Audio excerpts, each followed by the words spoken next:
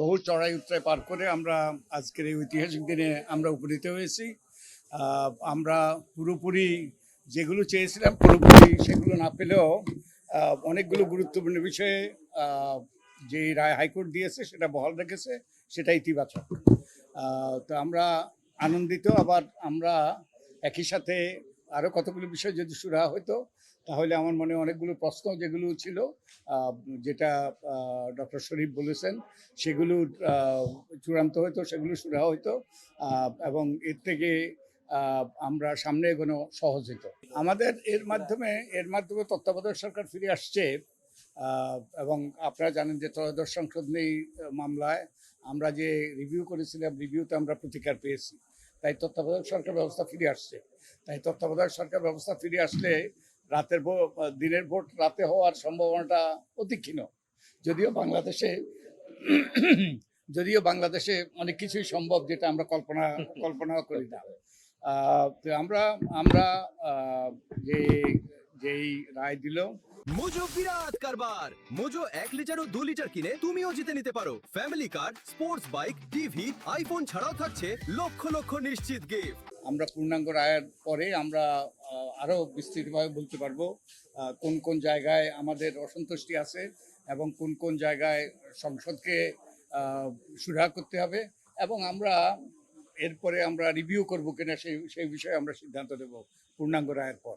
কিন্তু আপনাদের আপনাদের মনে আছে যে পুরো জিনিসটাই কিন্তু শুরু হয়েছিল একটা মিথ্যাচারের মাধ্যমে।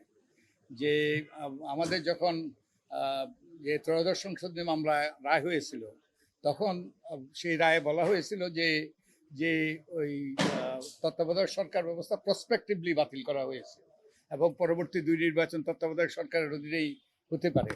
কিন্তু সেখানে আমাদের সাবেক প্রধানমন্ত্রী বলেছেন তত্ত্বাবধায়ক সরকার ব্যবস্থা বাতিল করেছে আদালত, এবং এটা যদি আবার ওই পুনরুদ্ধার করতে হয়, পুনঃস্থাপিত করতে হয়, তাহলে কিন্তু সংসদকে ব্যবস্থা নিতে হবে, যেটা রায় ছিল না ক্লিয়ারলি।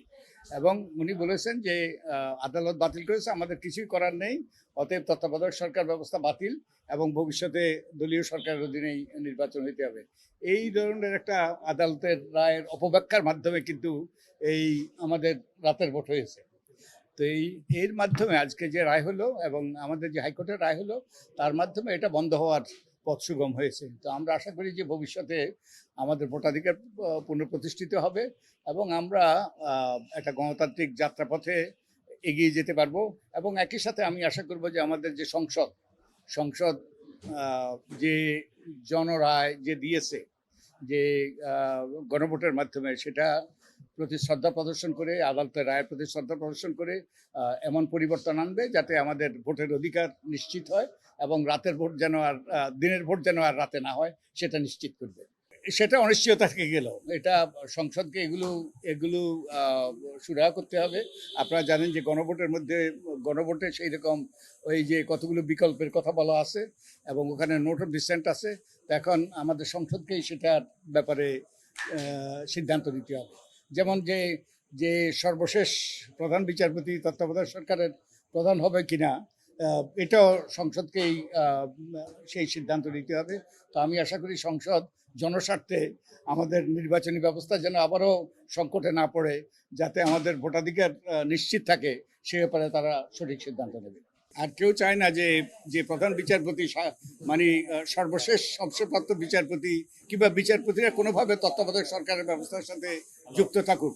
আদালতও চায় না, অনেক নাগরিকও চায় না, কারণ এর মাধ্যমে যে আমাদের বিচার বিভাগের দলীয়করণ করা হয়েছে, বিচার বিভাগকে বিতর্কিত করা হয়েছে। তাই এই বিষয়ে সুরাহা হওয়া দরকার।